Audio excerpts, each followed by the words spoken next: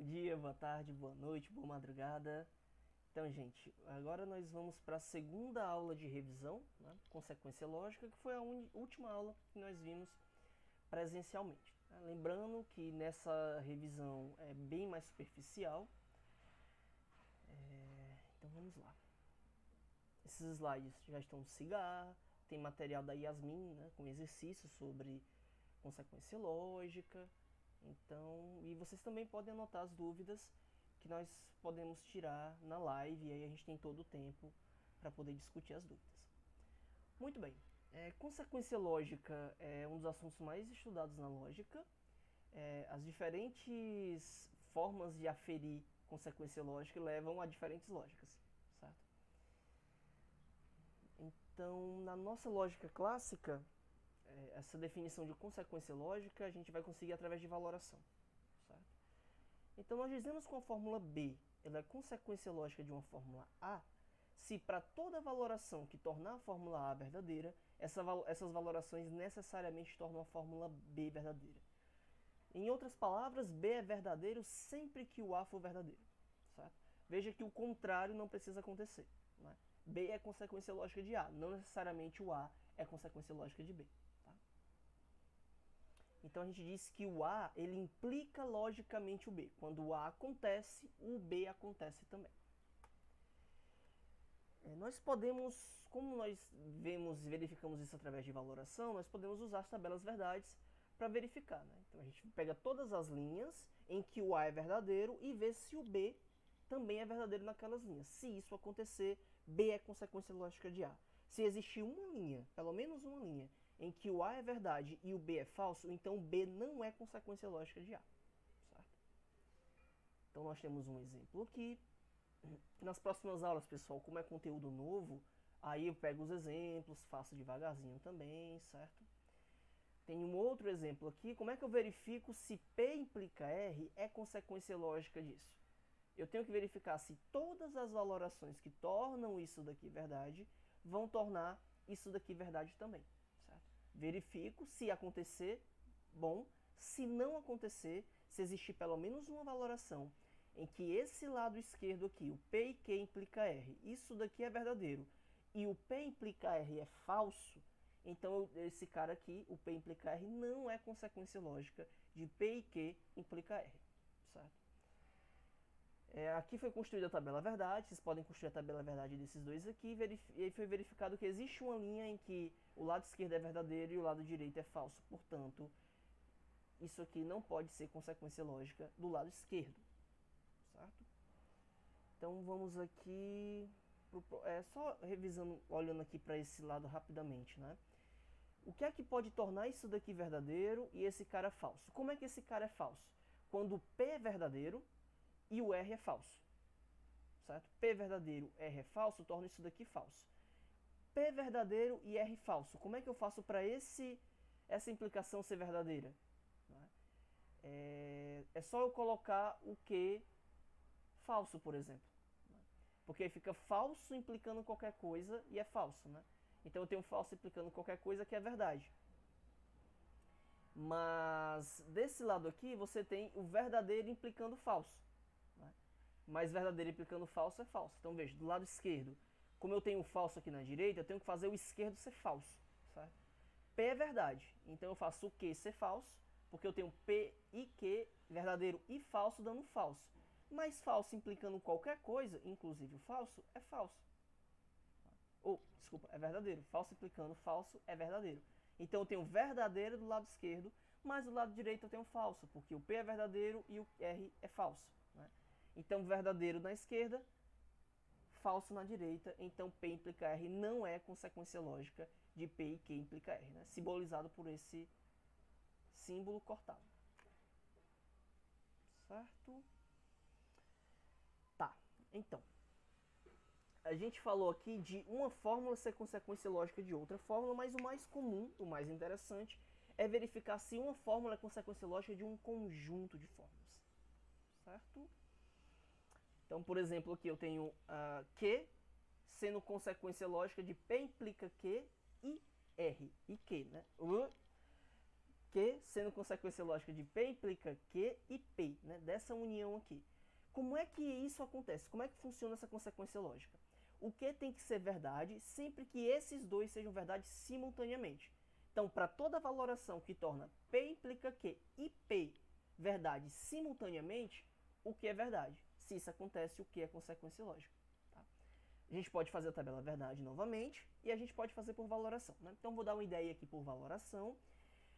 Qualquer valoração que torne esses dois verdadeiros tem que tornar o P verdadeiro.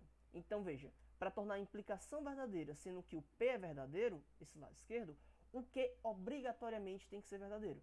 Porque se o Q for falso, a implicação é falsa, já que eu vou ter verdadeiro implicando em falso. Né? Então, se o P é verdade e essa implicação é verdade, o Q necessariamente é verdade. Ou seja, para qualquer valoração que os dois sejam verdade, o Q necessariamente é verdade. Então, sim, o Q é consequência lógica de P implica Q e P, certo? Dá para fazer por tabela verdade, né? Isso aqui, né, curiosamente, é a demonstração do nosso modus ponens, né? Se você tem P implica Q e você tem P, então necessariamente você tem Q. Tá. Bom, uma pergunta que surge naturalmente é a relação entre consequência lógica e implicação lógica, certo? E isso é respondido pelo teorema da dedução.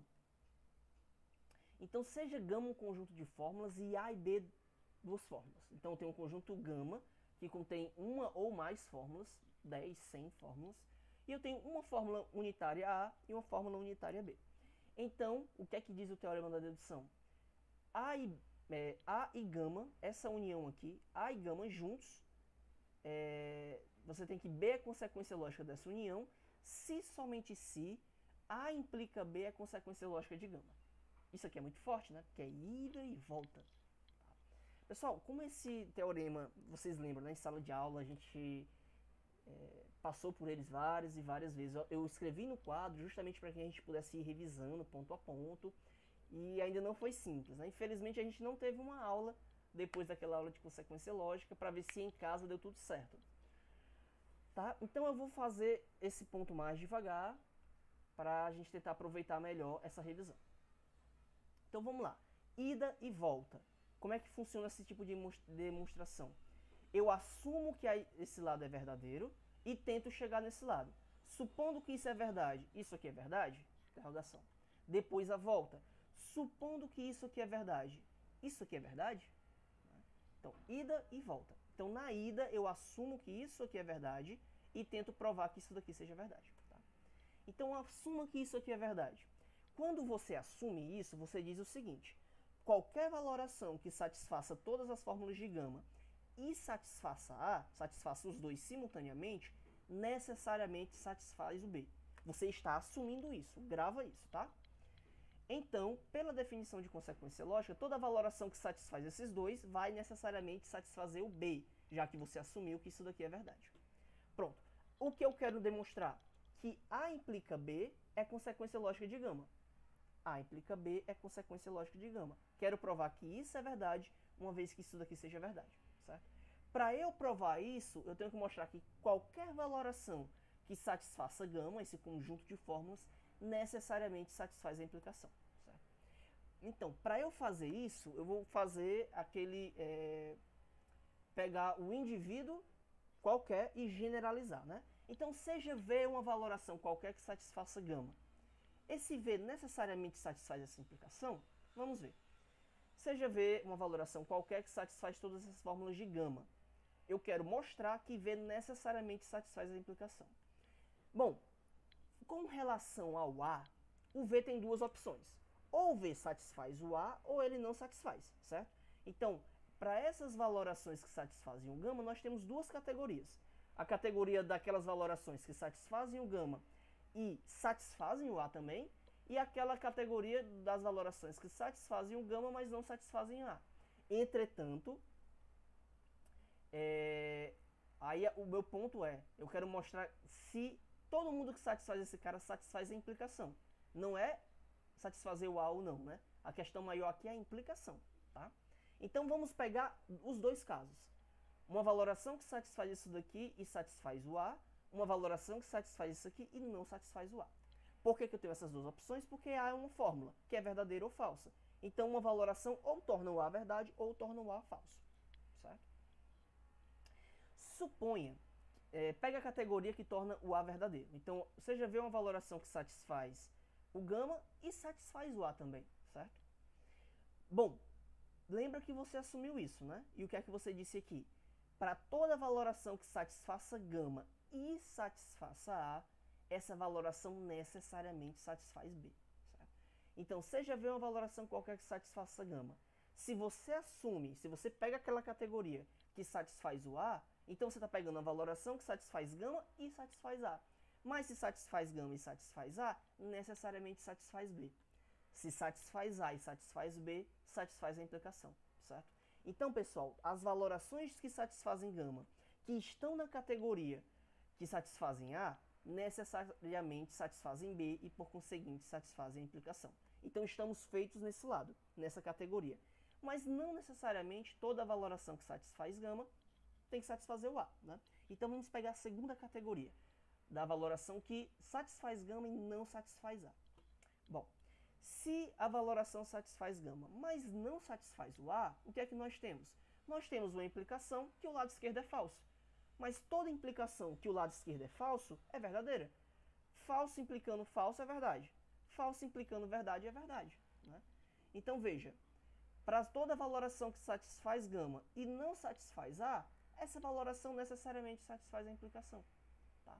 Então veja que não importa a categoria.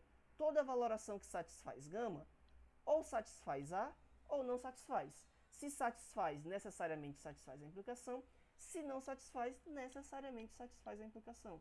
Então, toda valoração que satisfaz gama necessariamente satisfaz a implicação, se isso daqui for verdade, né? Então, se isso aqui acontecer, isso aqui necessariamente acontece. Se você tem isso, então você tem isso. Estamos provando a ida. Tá? Então, pessoal, essa é a parte mais difícil dessa prova. Se você não entendeu, volta no começo da explicação e tenta de novo. Eu gosto muito de anotar, né? Não sei se isso vai funcionar com vocês, mas você pode escrever isso no caderno, anotando cada ponto. Por que isso aqui é verdade? Por que aquilo ali é verdade? Né? E aí acho que fica melhor de entender. Da segunda, da terceira, cada passada que você dá fica um pouquinho mais claro. Tá? Agora é a volta. Então lembra, se então, agora é a volta. Se então, assume que isso é verdade e tenta provar que isso aqui é verdade. Beleza? Então vamos lá. Vamos assumir que isso é verdade. Ou seja, toda valoração que satisfaz o gama necessariamente satisfaz essa implicação. Joia? O que eu quero mostrar que isso aqui é verdade. Ou seja, para toda valoração em que gama e A são verdade, o B necessariamente é verdade. É isso que nós queremos mostrar. Pessoal, quando é que isso aqui seria falso? Se eu tivesse uma valoração que satisfaz o gama, satisfaz o A e não satisfaz o B. Será que isso é possível? Vamos provar isso por contradição.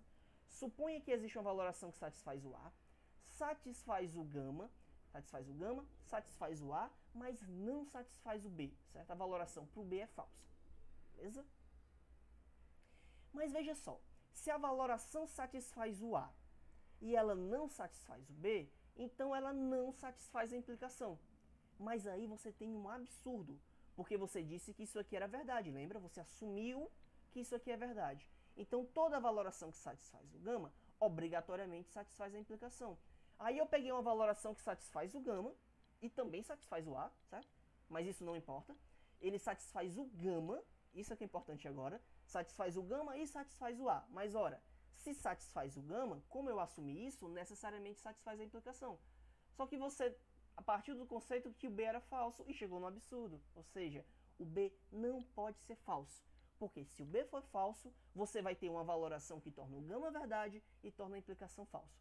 Um absurdo, já que você assumiu que isso era verdade. Tá? Pessoal, essa volta ela é um pouco mais simples. Tá? Isso não quer dizer que seja fácil. Beleza? Então volta de novo, vai quantas vezes forem necessárias. Tá? E, persistindo a dúvida, a gente tira na live da próxima semana. Tá? Então, ida e volta da consequência lógica. Tá bom. O último conceito dessa aula, dessa revisão, né, é a equivalência lógica, certo? Eu digo que A e B são lógicos, são equivalentes logicamente, certo? Quando o B é consequência lógica de A, mas também o A é consequência lógica de B, certo? Pessoal, quando isso acontece, a gente vê um fenômeno interessante na tabela verdade. Porque se o B é consequência lógica de A, em todas as linhas que o A for verdade, o B é verdade, certo? Mas se o A também for consequência lógica de B, em todas as linhas que o B for verdade, o A necessariamente é verdade. Então você tem que as tabelas verdades deles são exatamente iguais. Quando o A é verdade, o B é verdade, e quando o B é verdade, o A é verdade, né? Então, quando um é falso, o outro é falso também, certo? Então, a tabela verdade dos dois é exatamente igual.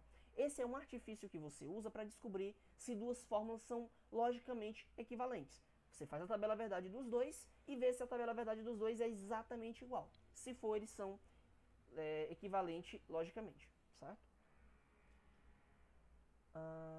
Aqui tem um exemplo que nós fizemos na sala de aula e você pode verificar, né? Inclusive é bacana ver, né? Isso aqui é a consequência lógica disso e isso daqui é a consequência lógica disso. Fazer a ida, fazer a volta, né? Tem aqui algumas equivalências lógicas notáveis que nós discutimos. A negação da negação de P é igual a P. Né?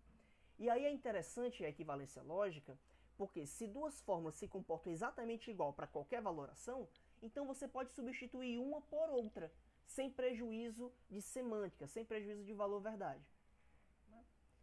Então esse é o interesse de você conhecer se duas fórmulas são logicamente equivalentes.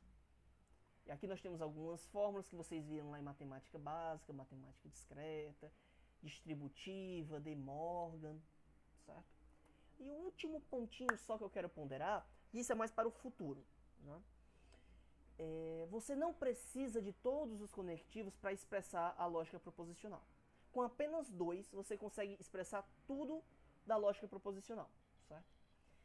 Você vai escolher a negação e um desses três, ou o i, ou a implicação. Com a negação e qualquer um desses outros três, você consegue expressar qualquer conectivo. Aqui ele dá um exemplo de que com a negação e o i eu consigo expressar o ou, com a negação e o i eu consigo expressar a implicação.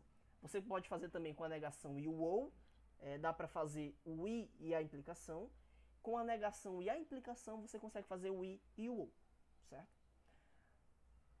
Através justamente da equivalência. Olha, com negação e i, eu consigo uma fórmula que é equivalente ao ou. Com o i e a negação, eu consigo uma fórmula que é equivalente a essa implicação aqui. Então, eu não precisaria da implicação e do ou. Com i e negação eu faço tudo, não é? Ou com i e qualquer um dos outros dois, com o ou com a implicação. Isso vai ser importante para o futuro. Quando nós formos olhar a corretude dos sistemas dedutivos, teoricamente eu teria que demonstrar a corretude para qualquer conectivo. Mas se só precisam de dois conectivos para expressar toda a lógica proposicional, eu só preciso efetivamente mostrar a corretude de dois conectivos, certo? Então gravem essa informação, quando chegar lá na frente a gente vai acabar vendo outros conectivos, mas só basta dois, certo? Na corretude para a gente provar que ela funciona. E aqui são exemplos que eu também acho interessante. Se faz tempo que você viu, eu acho interessante que você tente fazer na mão, né, para ver que realmente eles são equivalentes. Tá. Aqui é o se somente se, né? E inclusive a gente viu na parte da equivalência, bem aqui, cadê? O se somente se, ida e volta, né? Aqui, ó, também, se somente se, ida e volta, né? Então esse rapazinho aqui, né, a bi-implicação é o se somente se, né? Então se eu tenho se somente se, é o equivalente a A implica B e B implica A. Tá bom? Bom, pessoal, assim a gente termina a revisão. De novo, foram aulas superficiais, porque nós já tivemos essa aula presencialmente, era só para relembrar. É possível que vocês tenham ficado com dúvida do presencial e essa dúvida não tenha sido sanada na aula superficial de revisão, tá? Nesse caso, tente entender, se não conseguir, anote, que na nossa live semanal a gente tenta tirar essas dúvidas e colocar todo mundo na mesma página, tá bom? A partir da próxima videoaula já vai ser mais aprofundada, porque é assunto novo. Nós não vimos axiomatização em sala de aula. Nós vimos remotamente, mas eu vou rever com vocês. Mas dessa vez não é revisão. Vai ser como a aula de novo, passo a passo, vendo exemplo por exemplo, apenas com a restrição que vai ter que ser naquele tempinho de 15 minutos, certo? Então vai ser uma aula um pouquinho mais enxuta, eu não vou ver tantos exemplos, mas qualquer coisa, se precisar ver mais exemplos, naquela live semanal a gente vê ainda mais exemplos. Mas lembrando que tem material da Yasmin sobre exercícios, tem material meu também com aula mais longa sobre axiomatização, tá bom? Então, espero o feedback de vocês sobre vídeo, sobre áudio, sobre formato, né? Nos vemos no próximo encontro. Até mais, gente!